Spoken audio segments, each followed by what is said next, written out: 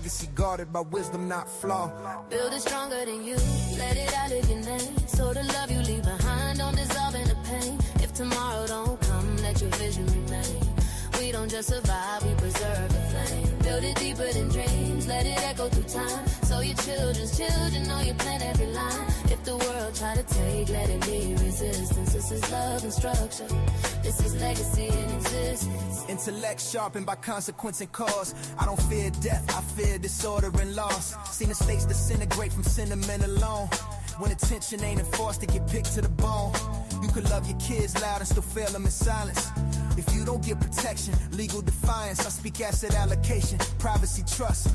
Not paranoia, just stewardship, honor and must. This ain't rich talk, this is responsible living. A will without wisdom is permission for pillaging. I'm angry at cycles that keep us uninformed. We inherit trauma, but never the form. I break patterns with paperwork, planning and foresight. So my bloodline sleep peaceful when I'm out of sight. Don't leave love unguarded, don't leave hope unplanned. What you build in wisdom still stands when you can't stand. Build it stronger than you, let it outlive your name. So the love you leave behind don't dissolve in the pain. If tomorrow don't come, let your vision remain. We don't just survive, we preserve the flame. Build it deeper than dreams, let it echo through time. So your children's children know you plant every line. If the world try to take, let it be resistance. This is love and structure, this is legacy in existence.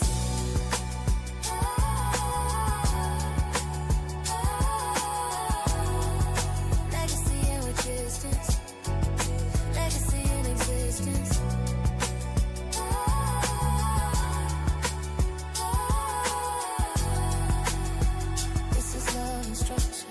This is legacy in existence. Legacy ain't what you leave, it's what still works when you're gone. So are you gonna leave a legacy? Or are you gonna leave a stain?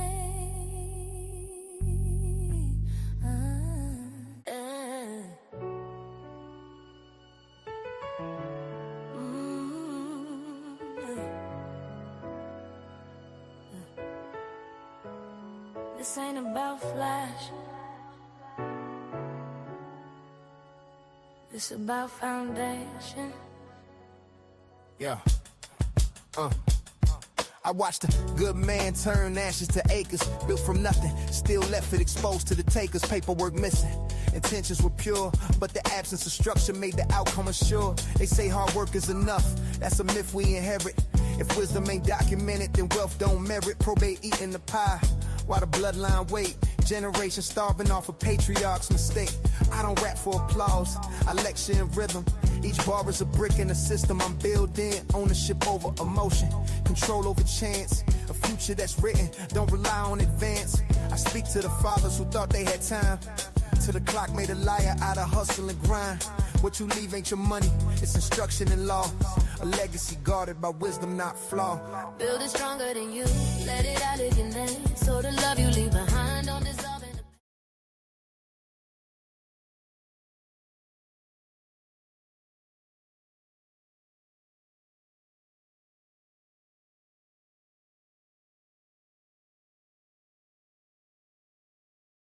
important to understand, where you come from so that you can plan for where you're going.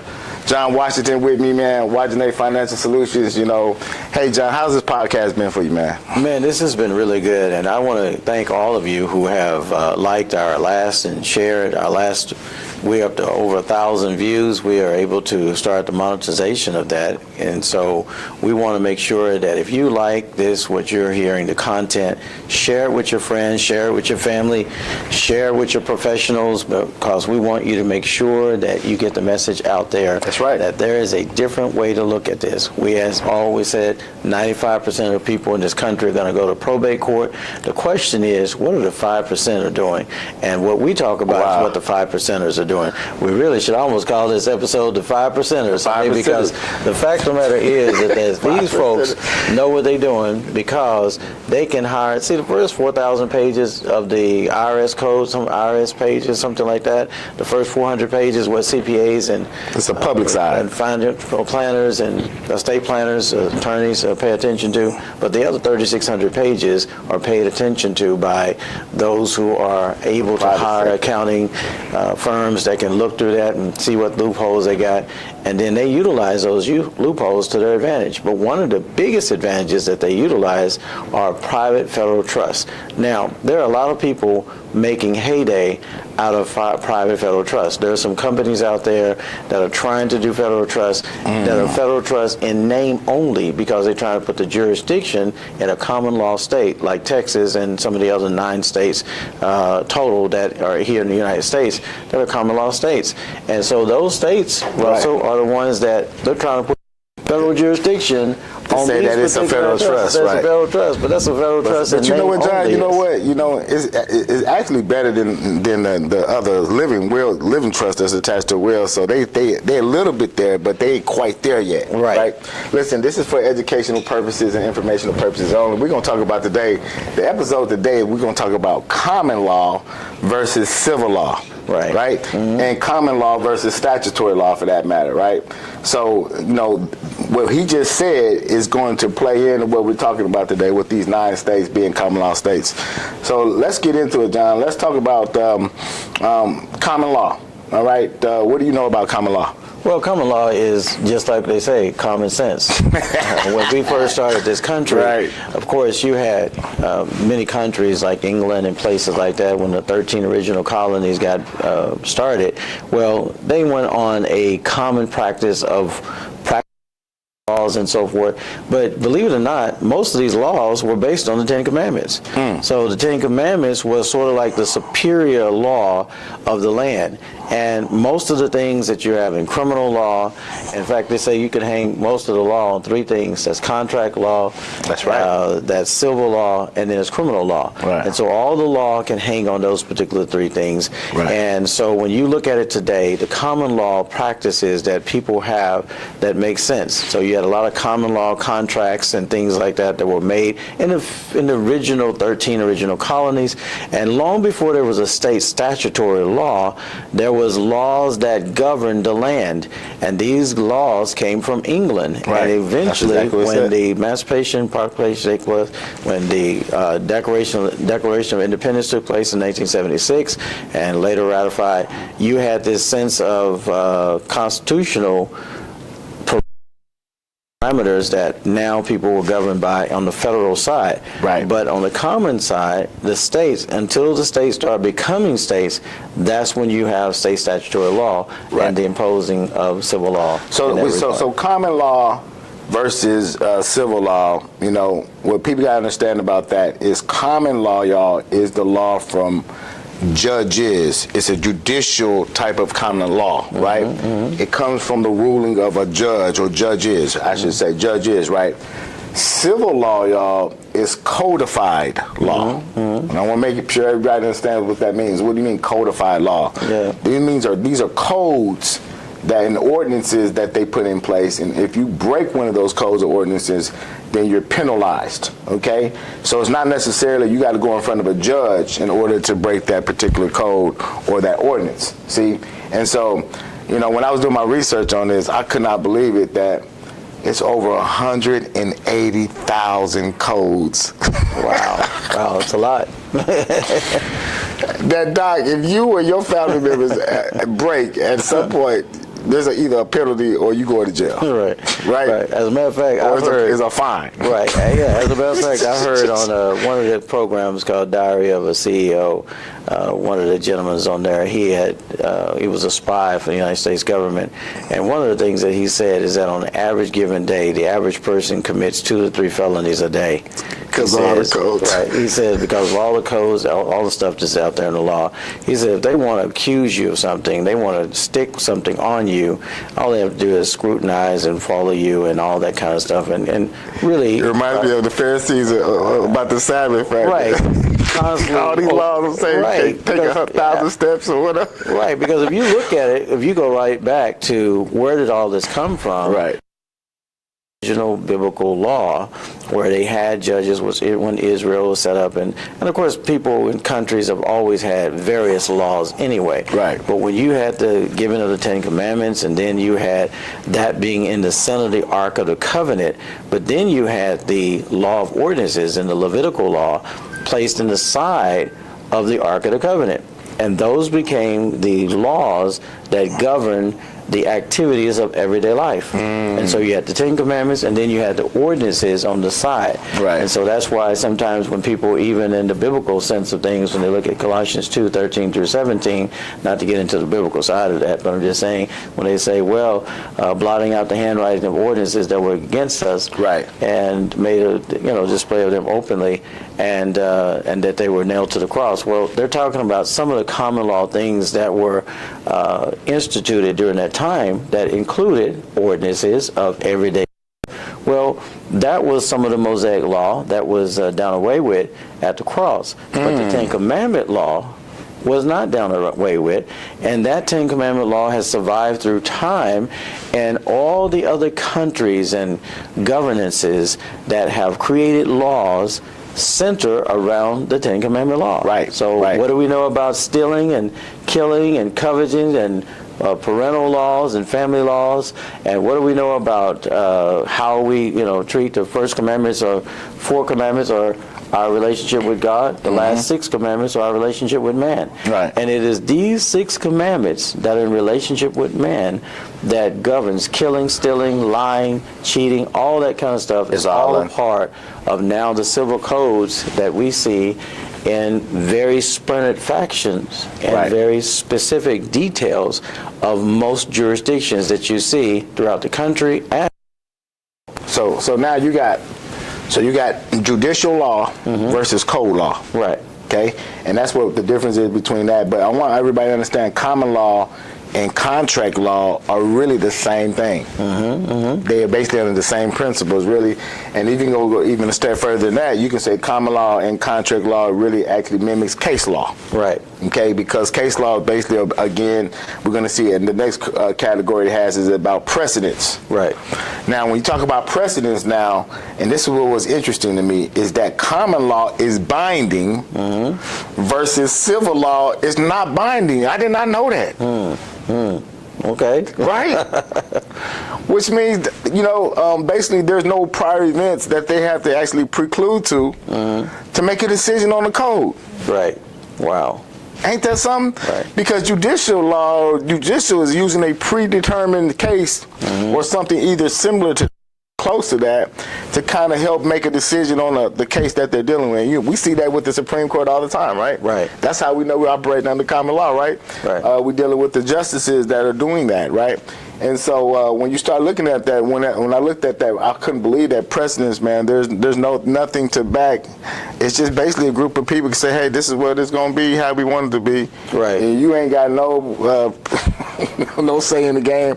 We ain't going off no prior experience. It's just how you want to be, right? It's principles. They go along principles, and these principles are included in stories, fact pattern stories that say, hey, we have a set of laws over here, and the patterns that are now a part of the case law that says this is what this means, and these nuances and these rulers that judges to make those decisions. And that's what they call sometimes what they call, I think I mentioned DICA, judge-made law from the bench. So sometimes the rulings of a judge, in keeping with the principles of common sense case law that has occurred before, now comes up to the establishment of certain types of principles and precedences that says, hey, in this case right here, this is what this established. And so that's why you see attorneys in court often citing case law that examines this particular scenario situation that is similar in scope and in fashion, and so it they rule in accordance with what is close and what is most common to what has previously practiced. Now, if it's a precedent, meaning that there is no prior precedence to this particular case. This is a new situation of ethical inculcation, I'm using big words, ethical kind of analysis, and they go through it forensically and say, okay, well, this actually, this means that. And so now they establish a, you might say, a codified or codified way of looking at it in principle and saying this now sets a new principle of how we're going to judge future situations that are similar to this in scope and in scale. That's how we're going to rule in accordance with previous precedents. But if it's a new precedent, this is a new area of law, like, for example, intellectual property. Intellectual property. And crypto, that's a whole new area. All that stuff is new areas. Exactly. So as our society grows, well, we have new laws that are formed, and watch this, y'all, new language that is formed. Ooh, that's it, John, the to language. Describe those particular nuances, because you have new inventions, you have new patents that are developed, new trademarks that are developed, and so individuals we have digital creators now, we have a whole social media environment now, and so all these are new laws that become precedent because there's not been a previous type of establishment of it. So when you start talking about cryptocurrency, for example, how that collides with previous currencies of the world, it's a whole different ballgame. And so now you have to, so now you have to come up with a whole other set of laws. So, for example, in the United States, last year, in July of last year, Congress passed what is called the Genius Law. Genius Act. The Genius Act. That's right. And what does the Genius Act include? Basically backing the stable coin as the new dollar. Pretty much. And the USDT now, y'all, if y'all don't know that, listen to me. Paper is no longer invalid anymore, okay? They're using a token coin, they're using coins, and things are changing, like John is saying. And so, again, you're going to watch how laws are changing, because you got to understand whether you're in common law or you're dealing with common law or you're dealing with civil law. When it goes back to our trust is that if your trust is in civil laws, then it's under the codified laws. That's just as simple as that. It has to be as simple as it gets, right? I mean, if you have a state trust, I think all 50 states have civil laws. They have codes. I have not met one state that don't have ordinances and codes. I mean, they're all over the place. You can't walk in this certain thing or this building this. I mean, how you build things, you have to have things with building, all of those. Every city, state, county, y'all, basically is operating with codes, codified. And you know that is, again, civil law. Now, next thing I want to look at is the legal reasoning. You said it's again civil law, right? That's civil law, So now we're talking about different categories when we're comparing common law versus civil law, right? We talked about the primary source. You know, one is judicial, one is codified. We talked about the role of precedents, right? One is basically binding, which is common law. The other one is not, right? And we're now talking about the legal reasoning, right? So one is inducive and one is deductive. And now that's what blew me away, right? So inducive simply means that it's by case, right? Which is common law. Okay? The other one is from a code to case. Like you was kind of just saying earlier. They're not basically, you have no previous human being or previous case that involving a human being. They putting a code up there, and they don't care what human being, whoever is involved with that. If you violate that code, you're violating the actual law in that particular actual mindset. So that's huge, and that's different when you're talking about planning your estate. You know, the more laws you put your family under, the more scrutiny that they're going to come under. Am I right? That's right. So if you can actually kind of put them in a place where they are not governed by codified laws, I think that's probably the best place to put your actual estate in. And so that's why we're talking about common law versus civil law here, okay? It's your option, it's your choice, right? A lot of people don't understand that is even a choice, all right, to even have, right? So rules, basically your legal reasoning mean one is inducive, one is deductive, which is unbelievable to me. Now, roles of judges. Now, this is the category when it comes to this, roles of judges, right? It says one basically is an empire, and one is under investigation. Lord have mercy. Which one you think is investigation, John? Out of common law versus civil law? I think the civil law Come on, man. is going to be under investigation, because when you have new situations and new circumstances, you have to be able to have some kind of principled way of understanding what just happened. And any new series of situations or circumstances are going to come under the actual analysis of what has already been established as the principle of what we need to look at. And the principle kind of gives the guidance as to how something will be interpreted or viewed or understood by the general public and by the common sense type of law. Right. But so that's where those two kind of blend or overlap a little bit, because one would ask the question, and it's all about questions. What kind of questions would be asked then that is detailed enough to scrutinize what is actually taking place? What is taking place in a situation of probate court, for example? That puts the family in the state statutory side, or it puts people in the federal side?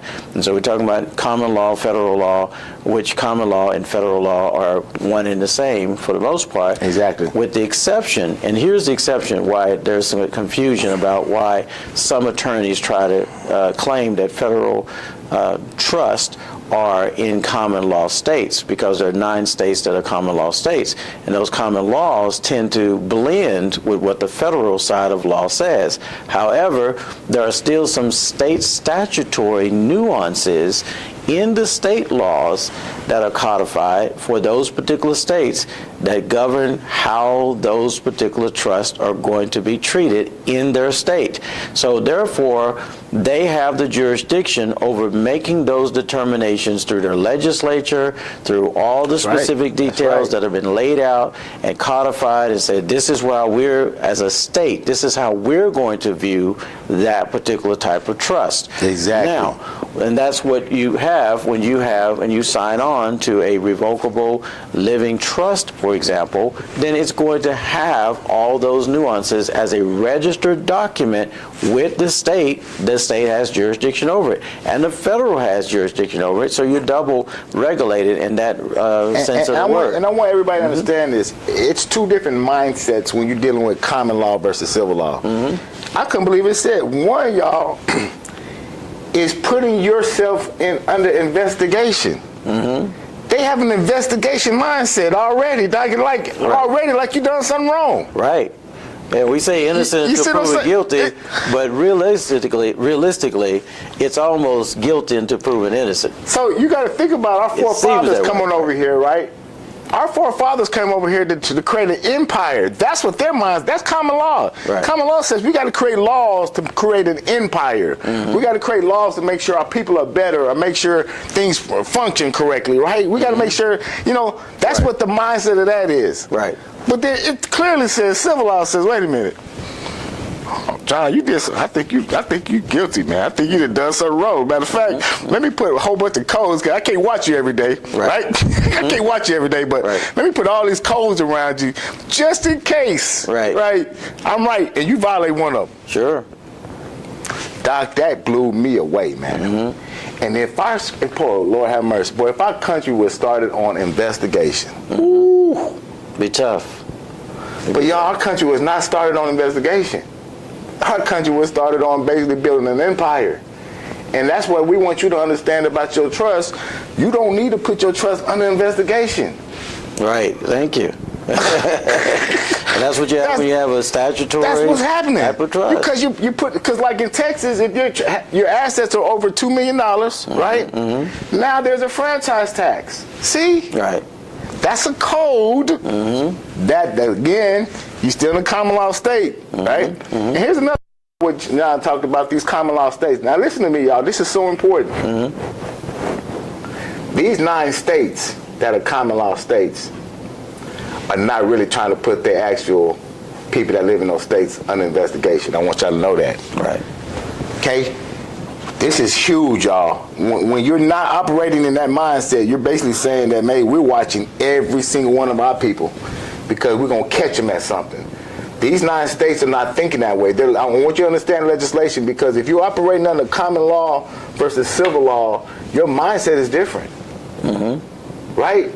And so we got to take that into mind. No wonder, Doc, most of the people that retire, I looked this up, retire in common law states. Can you believe that? Wow. Right. Right. Because there's less code. Right. What are some of the common law states, Russell? Well, Texas. Texas is one. Texas is one. Hey, look. Is it Tennessee? I would die, John, right Florida. now. If I had to go, if I moved to another state and had to pay state income tax, I probably would pass out. Because we're so used to not even have to deal with, like, on the tax return, we don't even, state tax, what is that? We don't know what it is. We just run right by that. Right. But can you imagine Louisiana saying, oh my goodness, man, I got to pay state tax too? Doc, that's heavy, man. I don't even know if I could move from a common law state to a non-common law state. I don't even think I can do it, John. Right. So you got Florida. Why do you think people retire in Florida? Can't make this stuff up, y'all. Yeah. Florida. Less regulations. Texas, was it Wyoming, Nevada? Wyoming, Tennessee, Nevada, Alaska. Right. Man, them fishing people be going up there fishing for 3 months, make about $300,000 and come back home for the whole year. Am I right? Common law state, don't have to pay no state taxes, brother. And that's another thing about common law. Again, no state income tax. Wow. It almost goes back to now I can understand why investigation. Investigation says to me, like, man, y'all made some money, right? Let's see how much you made. You're under investigation. And let's see how much you made and where you made it at. And so here's a form for you to fill out, and we're going to check that form. And if we think that form was not filled out right, we're going to audit you. Doc, that's purely investigation. So yeah. And man, so what I'm trying to get everybody to understand is that you're putting your next generation. If you're putting them in state statutory laws and codified laws under the trust, you're putting them underneath them jurisdictions. They're now underneath those codes. Right. So Living Trust provides then an invitation for additional examination. And so when you get involved with that particular type of document or instrument that you sign off on and says, I want a revocable living trust instrument. Well, when you declare that by virtue of acquiescing or deciding that, hey, I can't make a real decision for myself, you're the attorney, you're the professional, you do it for me. And the attorney says, you got it, I'll do it for you. And I'll see you, oh, I'm sorry. He won't tell you that I'll see you in probate court because you won't be there because you'll be gone. It'll be your family members that'll be there in probate court that they are giving an extension of the invitation to. A first-class ticket, as we like to say, front row seat to come and watch the show. What show? The show between the judges and the attorneys as they rack up different fees for the services that they provide, because they are a business and it is a codified business that has been legislated in their particular state and accepted as a form of set of codes and ordinances and so forth and rules and that governs the behavior of the court, that governs the behavior of the activities that will come as a result of what document you have to present in the court of law. Wow. So that document. That's what blew me away, because one of the actual codes and laws in state statutory is that you got to go to probate. Right. That's the law. All wills, all 50 states have to be probated. There's no. And if you have a living trust, they're going to attach a overpour type of will with that particular living trust. That gives the lawyers the invitation to take your family. Yes, you have the trust part and you have your document, you have your assets that are in that, but all the other additional assets that you have accumulated in that particular document is going to go into the overpour will, and that gives the attorney the engagement to be able to take your family to probate court. So all the titles of land, titles of deeds of property and houses and so forth has to now come under the quote unquote the investigation, the analysis of what the court rules have to say about this particular scenario. And if you die with nothing, you die. They have intestate laws. They say, okay, well, you couldn't make up your mind, and you procrastinated and kicked the can down the road and couldn't make up your mind about what you wanted to do. And then death catches you off guard, accident catches you off guard, and death results in it as well. Now you're in a situation where, and COVID should have taught us this too, because that was a lot of families lost their lives immediately and with no plans whatsoever, and that led them to probate court. So what we have now is a scenario, Russell, of where you have the state statutory laws that are now examining everybody's case-by-case situation that is in their case law, a state case law that governs what principal things need to take place. This is what document you need. You need that document, that document, that document, that document. And until you have those documents, probate your assets that are on probation, the conditions of the court are not satisfied. Wow. And until the conditions of the court are satisfied, you're not released from probate court until such time as those particular documents and those particular activities are done with the orders of the court. And this is why a lot of people then get into a expansion of fees from lawyers, from court appearances, and so forth. That's how the fees stack up. It's interesting you say that. You know, so when I was looking at this, one of the other type of categories they had comparing common law versus civil law was the contract style. This blew me away, dog. I mean, this stuff, man, you can't make this stuff up. Now, John, let me ask you a question. How many pages was your will? Like when you first got your will, how many pages can you remember? When I first got a will, I think the pages, it was probably at least about 35 pages at least. 35 pages. At least 35 pages. Okay. So what this said was, and how much? That was some years ago until we got our federal private trust. I saw a will the other day, 4 pages. Okay. Now, what this says blew me away. How many pages do you think your federal private trust is? Federal private trust got to be almost 100 pages plus. Right?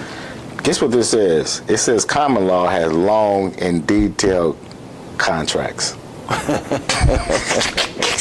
I'm not making this up, John. Right. Civil law has short. Right. Just to the point. To the point. Is what you got to do. Codified contracts. Right.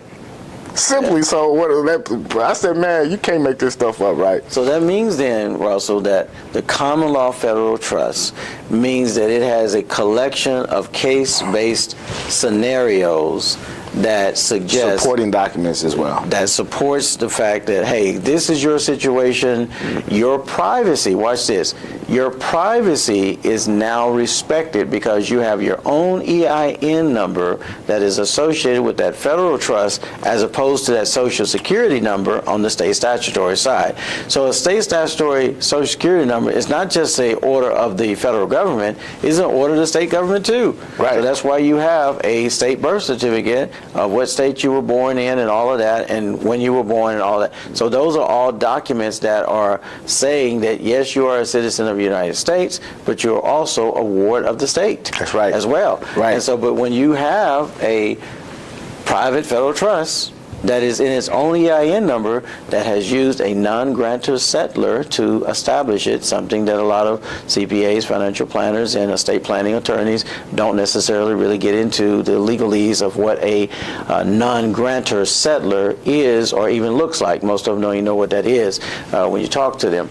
But the fact of the matter is that that's why Succeed sets up these types of federal trusts with our legal counsel, with Mrs. Ariel Comer as our attorney, to make sure that all the case scenarios are satisfied with respect to what your particular DNA circumstance is of your family. Right. So what lands you have, what properties you have, what assets you have, what investments you have, all those things have to be decided And they're decided with the kind of professional examination that puts you into a private contract with your particular federal laws and everything like that, that helps you to have a solid document when you pass away. You know, I asked her, I said, well, why did you put the jurisdiction in the trust agreement twice? Mm-hmm. She said, for clarification. Hey, ain't there's no question about where the jurisdiction is, Doc. Right. And the things around. So not only the trust agreement, but then supporting documents. Like, it's one thing for us to say that you're the actual trustee or in the trust agreement. Mm-hmm. But it's a whole nother thing that for you to accept that role. I can say all day you the trustee, but if you don't accept the role, then what good is it you say you the trustee? Right. So those kind of things that a lot of people don't pay attention to, the things that are going to give support to the real document that you need. You need a lot of things that can go around your trust document. So Succeed makes sure all of that is there for you. And one thing I want to say about common law versus civil law, it kind of reminds me back, the good old handshake business, Mm-hmm. Hey man, that good old handshake business, that's all we needed, Doc. We ain't need nothing really written on paper, man. That was common law. Right. That was common law. You know what common law says? That do right by every single transaction. Mm-hmm. My goodness. They talking about financial transactions, they talking about people transactions, they talking about every interaction that you do. Just have integrity behind it. You know what the second law in common law is? It's teaching kids to do the same thing. Right. And that's it, Doc. I mean, if everybody governed themselves, making sure they respected each other, made sure they, treated every contract, every transaction as if it was the right thing to do, man. That's what common law is all about. And that's why it's not governed by all these sets of laws. Right. As you can see, our forefathers, as they wrote the Constitution, right? Mm-hmm. Right? They weren't writing it from an investigation standpoint, Doc. They were writing it from a freedom standpoint. Right. Am I right? That's right. Doc, they were not writing this to try to put you under scrutiny. They were writing this so that you could be free. And why the first thing on the Constitution says, guess what? No taxation. Right. Second thing, look, all that religion got to go. Why? Because we're not putting you on investigation saying, hey, are you Catholic? Right. Are you Catholic, John? No, not Catholic. If you're not Catholic, then guess what's going to have to happen? You see what I'm saying? Right. And we don't understand all that stuff that happened. And the last thing I want to say about this, did you have something to say? I was going to say fast forward. Right. Watch this. Fast forward, what y'all are going to start to see, and we're already seeing it, with the new invention of the cryptocurrency world, you also have the invention of the blockchain. The blockchain is going to be the game changer with AI technology going forward, because all the smart contracts now are going to dictate what happens in the future. So now you have a tendency of a hybridization blend of common law and that of civil law coming together. That's what blockchain is going to do. Right. Blockchain technology is going to say, more or less, is going to say, okay, you say that you did this transaction. Let's look at the code on the blockchain. Let's see if somebody verified that transaction. Right. When was that transaction verified? That's cold. That's hard, brother. That's hard. Yeah. You can't cheat the system no more because somebody's verifying transactions behind you. Right. So now you have a digital trail of every transaction that is done. So when you say paper trail, we used to say paper trail all the time because everything, documentation beats conversation. But documentation in a digital world tends to be a little bit different, because with smart contracts, that's where you're going to have all these data centers that they're creating all over the world and all these backup electrical systems and so forth. That means that if the electrical grid goes down, that doesn't go down. That's right. Because if that goes down, then we lose all the smart contracts, we lose all the histories and everything like that those smart contracts are suggesting or built upon on that blockchain. So the blockchain is going to become the new internet of the future, where a lot of these smart legal contracts, even in law, the Westlaw. You put it together, Doc. Yeah. So Westlaw, all these different companies who have done forensic investigations, you're going to have AI doing its own investigation. litigation. You're not going to even hardly need a lot of law firms anymore. That's where this is going. The elimination of people, of human beings who have human error attached to their judgment, their circumstances and situations. The AI plans to eliminate that. And you couple AI with smart contracts and blockchain, now in that sense you have this empirical gathering of data that suggests that, hey, you said what now? They have you on recording. You can go to that smart contract. Watch this. The day is going to come where you can go to the smart contract. The smart contract will have the voice recording, the conversation, everything that is attached. But John, that's common law. That's common law, right? That's common law. It's to do what you say you're going to do. Exactly. That's what common law is. Right. Common law is not lying or, you know what I'm saying, making up something about something that wasn't in the contract or trying to defy somebody in the contract. That's not common law. Right. Common law is just saying doing what you say you're going to do. Right. And if you don't, you say, I'm going to hold you to it. Right. You say, hey, well, I didn't say that. Right. Well, wait a minute. Let's go back to the recording. Let's go back.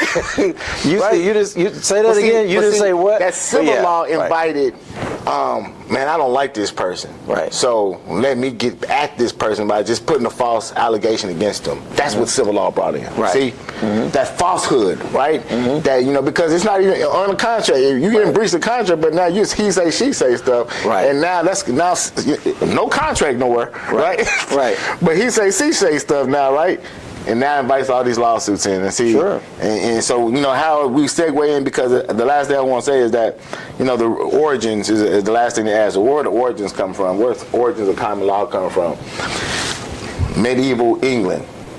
Now, medieval England was in the process of switching from civil law to common law because they were so tired of being beat down by the civil law. Well, and tell me about this. So that medieval time. I'm going to go back further than that. See, because now that's what we are told in some of the common law modern day practices. Right. But you got to go back further. Right. Because before England, you have Rome. Before Rome, you have the Greeks. Before Greeks, you got the Medo-Persians. Before the Medo-Persians, you got the Babylonians. And before that, you had back to the Garden of Eden. So since man started recording, after the flood has been known to be, the first 1,625 years was, of course, the first world after the flood.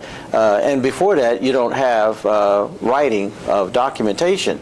You know, what they say, prehistoric time means the time before writing. Okay, so after the flood, you have these different societies and communities that are developing. The Babylonian Empire is one of them, and with the Babylonian Empire and the building of cities and so forth, then you have to have governance in these particular cities of how they're run.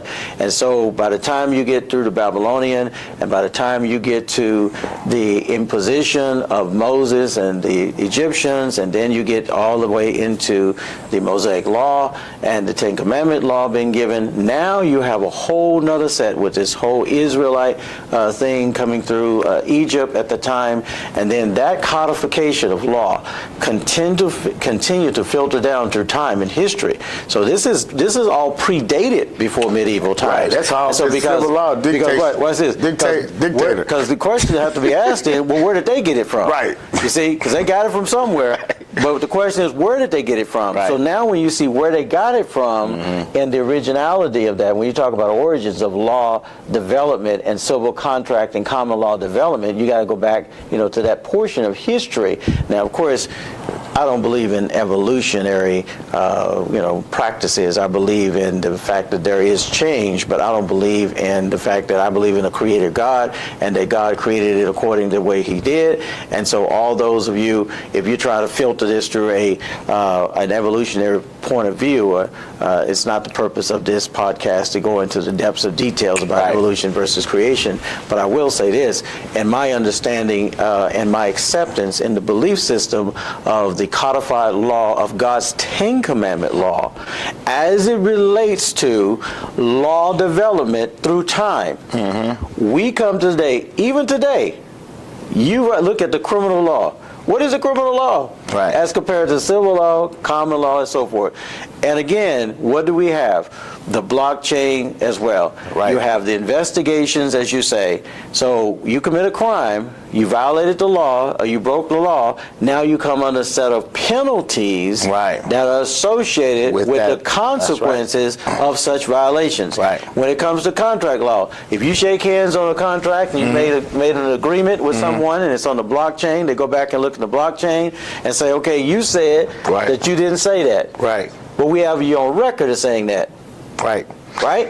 And Right. And so, you know, so it says origin of civil law, it goes back to ancient Rome laws. Mm-hmm. Ancient Rome. So, I mean. And where they get it from, right? And so, like you said, they got it from the previous governments before that. So, everybody needs to write this down. So, if you want to know what common law jurisdictions are, right? You write this down. I'm taking this right. I'm telling you, man, you know, AI is taking over, man. You just, you know, that's why we don't have to fight nobody about the information we say now. We just say, hey, look, just go Google it, go to AI. You can look it up for yourself, right? Right. So it says common law jurisdictions, primarily English-speaking countries like United Kingdom, United States, except Louisiana. right. They clearly, Doc. Now that's a whole other conversation for a whole other day. Except Louisiana. Louisiana's under French law. It's not under common law, and French law has its own set of laws. Believe it or not. It also says Canada, and watch this. Except Quebec. See, Quebec is under another set of laws. Right. French. See, and the same thing with Louisiana. Right. So, some kind of way, Louisiana said, hey, we want to keep our laws, our governance, or our laws in both of these particular countries. And then, of course, Australia, of course, is under common law. And I didn't even know this, that India is under common law. Right. Now, when you talk about common law versus basically civil laws, what I noticed about when we had a person going through law school is that anytime you do a service, you provide a service like a massage service. The reason why there's no taxation on the service because services are governed under common law. Right.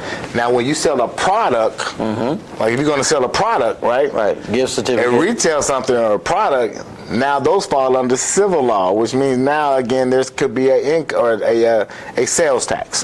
So when you look at attorneys that provide services like Succeed, we provide services. You know, we'll set up your business for you and all that. Because we're providing a service, we don't have to charge you a sales tax. Right. And that's what a lot of people don't understand, the difference between common law versus statutory laws or civil laws when it comes to sales tax and how you have to actually tax people when it comes to your sales tax. But those are the main key ingredients that you need to know about common law and civil laws. And again, you know, your states that are common law and civil laws make a big difference. Last thing I want to say about the common law is that, you know, it says that civil laws are again in continental Europe, right? France, Germany, Spain, Latin America, Asia, and even Africa is under civil law. Can you believe that? Right. Okay. And then they said, of course, there's some hybrids, like you were mentioning. Right. And of course, the hybrids, of course, you know, are United States of America excluding, you know, Louisiana, and Canada excluding Quebec. Those are the hybrids. So we're a hybrid, y'all. I mean, we started off as a common law setting, which gives us the right to operate common law. But most people, I think, are confused because they don't understand, you know, there is a major difference between common law and civil law. All right. And those also have the overlap of religious law. Right. Some of the religious law That's right. that You're was right, John. originally developed, and we talk about origin of law, the religious law was one of the laws that was the, you might say, the amalgamation or the growth pattern of religious law got into your more civil law and common law practices as well. So a lot of the laws of the world really started more or less along the lines of more like religious law, and then it just through time it developed into civil law because now you have because some places over there, if you still steal right now, they'll chop your hand off. Chop right? your hand off. Am I right, Doc? Some places over there. Surreal. What is this? Surreal law. Come on, Doc. You know, and see? religious law, Islamic Right. law, and some of the things that are imposed in some countries, like Dubai and places like that. Right. Various other. So Arab I want y'all to know countries. this. So they put civil law in place because they want to be certain. Okay? They want to be certain about how basically they are in control. It says common law is flexible. Did y'all hear this? I'm just reading right what it says. It says common law is flexible. Civil law is certainty. Because, again, you can see trial procedures. It says that on the common law, two parties come together to actually work out the situation, right?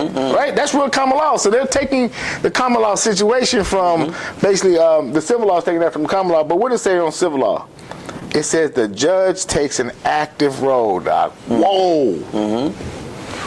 Right? In gathering evidence and questioning witnesses. That is the difference. So, in other words, as you can see sometimes, you can see a court where you see the plaintiff and the defendant going against each other, and the judge is staying out the way. Judge is there just to say, hey, you can't do that, But when the judge starts dictating things, it starts asking information and questions about you. And as we can see that when you go into a probate, y'all, that's what happens. Am I right, John? Right. It's not two parties going against each other.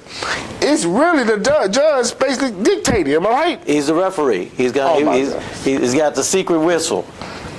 Stop right there. Stop right there. Stop right there. You didn't do that. Right. You didn't do that, or you didn't do that.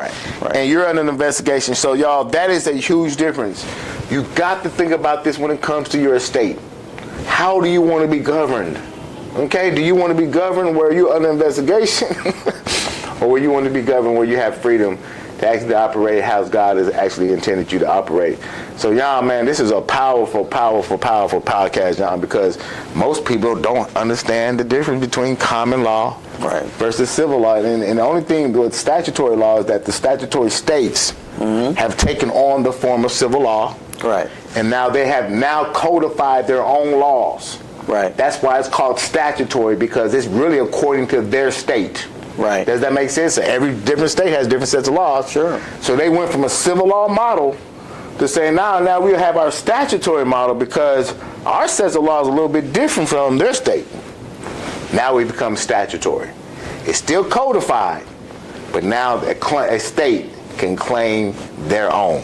Right. And that's why you have, when you have a living trust document, you have the set of laws that you have now acquiesced to. You have now surrendered yourself to say, I now want to be governed by these particular state statutory laws, and that particular attorney or CPA or whoever has set up your will or living trust is going to set it up according to the laws of their particular states, commingled with your Social Security number, that gives them the legalese to have creditors and everybody else to get a part, a piece of your particular state. Because the rules of that state, that is what it dictates, is that you have to pay your creditors, you have to do this, that, and the other. And so you're under those particular sets of laws that determines what that needs to be for your family and your loved ones. However, when you have a federal trust, the federal trust gives you the empowerment like an individual king or queen over your estate.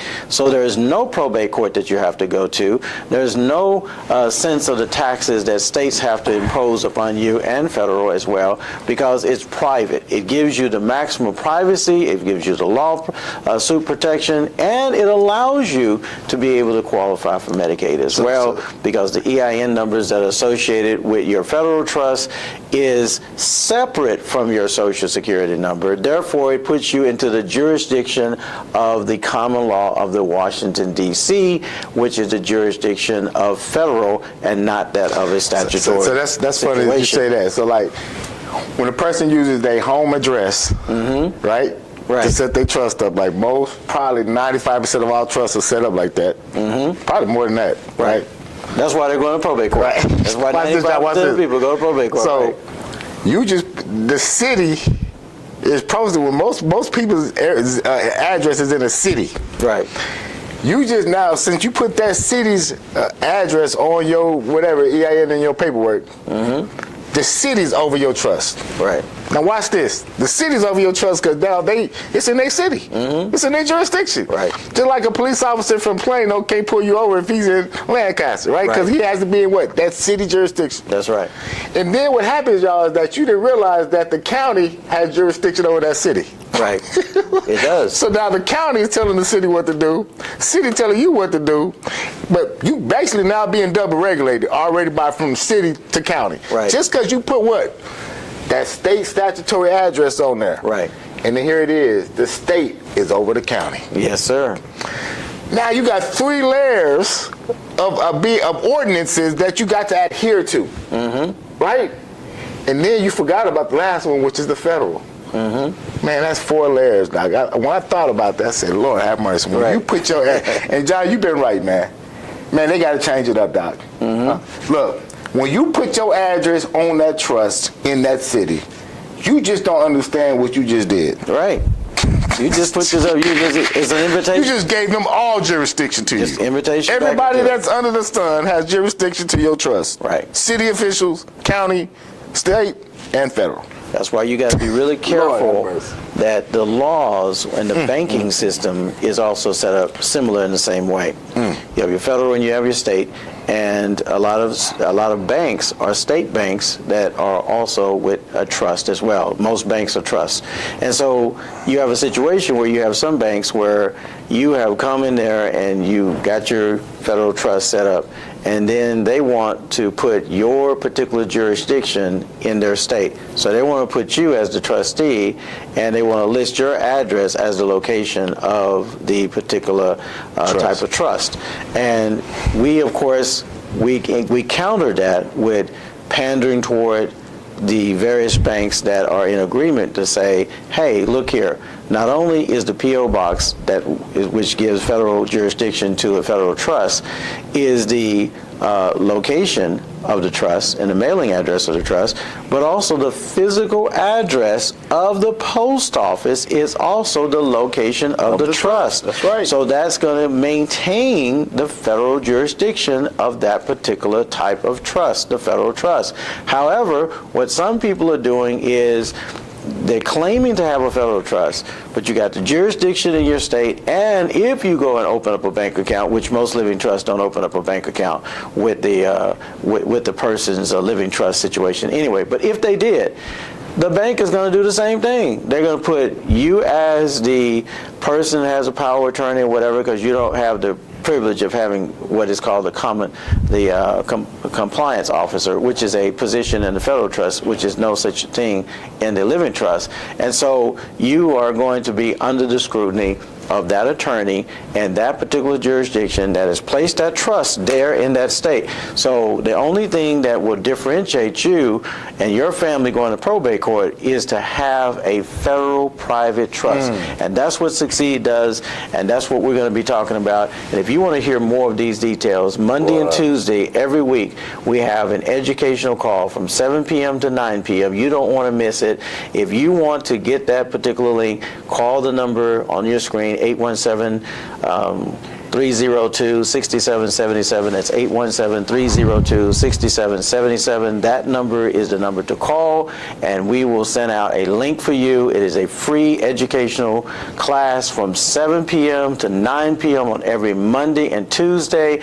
This coming week, we'll be at Black Wall Street up in Tulsa, Oklahoma, so we'll be broadcasting from Monday and Tuesday of next week from Tulsa, Oklahoma. And so we want you to take advantage of these particular educational calls. Invite your family, your CPAs, your friends, your estate planning attorneys if you want to, whoever. The fact of the matter is, it's a golden opportunity to learn the details about some things that you probably never heard of. You're like, a federal private trust, who knows, what is that? You know, because you start trying to Google it and look it up, and you start getting roadblocks there, and you're like, well, wait a minute, it's only federal trusts are what they have with Medicaid and Medicare and some other stuff. I don't see federal private trusts, what y'all talking about. And the fact that you don't see that is what adds to the sort of mystery, but the privacy of what these trusts are about. It's the privacy. It's the 5%ers of what they do versus what everybody else is doing. Wow. Last I read in the scriptures, it says, straight is the gate and narrow is the way, and that sounds like few there be that find it, but broad is the gate. And so you're saying 95% of everybody going to probate? Right. And so broad is the way. And many there will be that go in there to the way of destruction. Ooh. And if you want to start on the pathway of destroying your financial empire of generational wealth, then you go to Broadway. Go to Broadway. And therein like everybody else does. every principle that is aligned with that, that's the direction you go to. But the road less traveled, the straight and the narrow way, the way of wisdom, the way of knowledge, the way of additional understanding that gives you the ability to have something else to look at and to objectively examine and see to it that you have made a wise decision for true generational wealth development. Right. So understanding common law and federal law today, that was a good podcast, and like I said, I learned a lot even preparing for these podcasts. So you guys listen, y'all. You have to make the decision whether you want your family to be free or you want your family to be under investigation. That's your choice to make. Our forefathers came over here for freedom. They didn't come over here for investigation. Unfortunately, things had to be investigated, but it's your choice. And I want everybody on this actual line that's hearing this actual podcast, you have that choice to make whether you want to actually put your trust in a federal common law situation or you want to put your trust in a civil statutory situation. John, anything else you want to say? Well, I just want to say, hopefully you will, all of you out there, as you look at this information, we invite you to give it your best objective shot and be aware that these are the types of things that need to be looked at when you're considering estate planning type of instruments to really protect your generational wealth and to be able to break generational curses. That's right. You can't continue with the curse and then think you're going to break the curse by doing the same thing that everybody else has done. That's an examination, as they say. It's doing the same thing, expecting different results. There is no different results. You're going to probate court. You got a living trust, you got a will, you're going to probate court. That's a fact in today's society and community. That's right. And if you want to do differently, then learn differently what to do. And that's what we provide, is the difference that makes the difference, because it is the difference, and it is the difference between you going to probate court or you simply being able to pass on and transfer all the wealth power that God has given you over to the next generation and generation after that, that helps you to really be able to pass on generational wealth, rather than having an illusion of security, the fixation of this fictitious type of mindset to think that you got something because you got a living trust, and now you think like you're like everybody else. You think in fact, some people even have delusion that, we just like some of the people who are wealthy because we have a living trust. And you've got a illusion of security that gives the appearance of being protection. But that will, that pour of a will, is going to put you in a first-class ticket, front row seat to probate court. And go back and look at our probate court episode that we did week before or two, and check out what we talked about when it comes to how to avoid, or the living trust will not protect you from going to probate court. You know what else it won't protect you from? A living trust will not prevent you from having a 5-year look back, and where you will not qualify for Medicaid. But with the private federal trust, you have the opportunity to totally be able to qualify for the Medicaid. So you want to look at that. And so we're going to end this podcast and just say to you that we are grateful that you have joined us today. This was live. We're going to be doing some more tapings next week. And so we want you to pay attention to what we have going on, because we have some amazing, amazing information that you want to be having the inside track on so that you can follow what we're doing. So make sure you like, share, and subscribe to this particular podcast to continue to keep our algorithms going so that we can continue to spread this message that will be fruitful for you and for your next generation. So with that thought in mind, I want to have a closing word of prayer with you to just let God be able to sanction what you are doing as the maverick in your community. A maverick meaning looking for the road less traveled,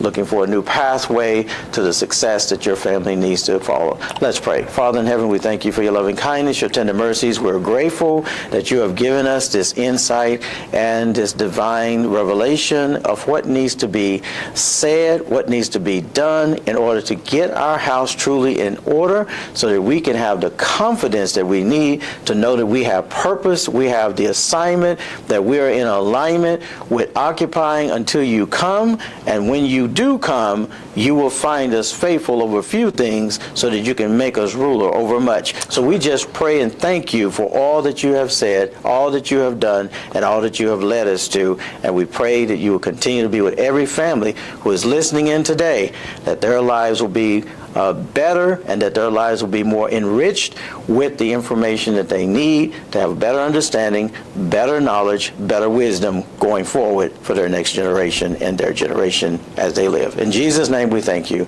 Let all the people say amen. Amen. We'll see you on the next one. If tomorrow don't come, let your vision remain. We don't just survive, we preserve the flame. Build it deeper than dreams, let it echo through time. So your children's children know you plan every line. If the world try to take, let it be resistance. This is love and structure. This is legacy and existence. Intellect sharpened by consequence and cause. I don't fear death, I fear disorder and loss. Seen the states disintegrate from sentiment alone. When attention ain't enforced, it get picked to the bone. You could love your kids loud and still fail them in silence. If you don't get protection, legal defiance, I speak asset allocation, privacy trust. Not paranoia, just stewardship, honor and must. This ain't rich talk, this is responsible living. A will without wisdom is permission for pillaging. I'm angry at cycles that keep us uninformed.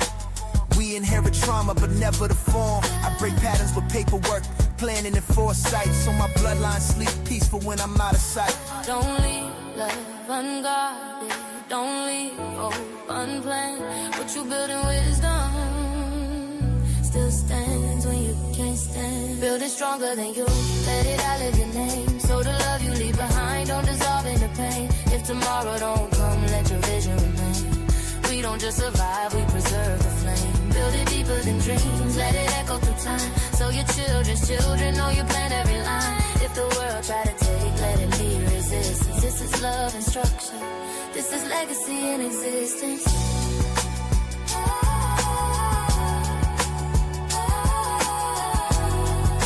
Legacy and resistance.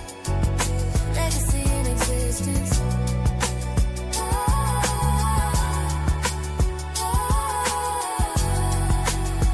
This is love and structure.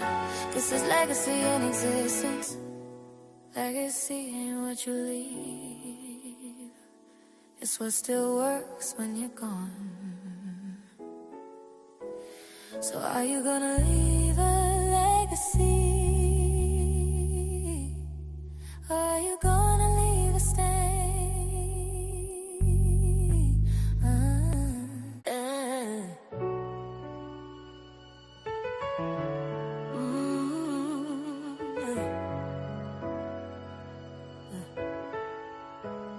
This ain't about flash,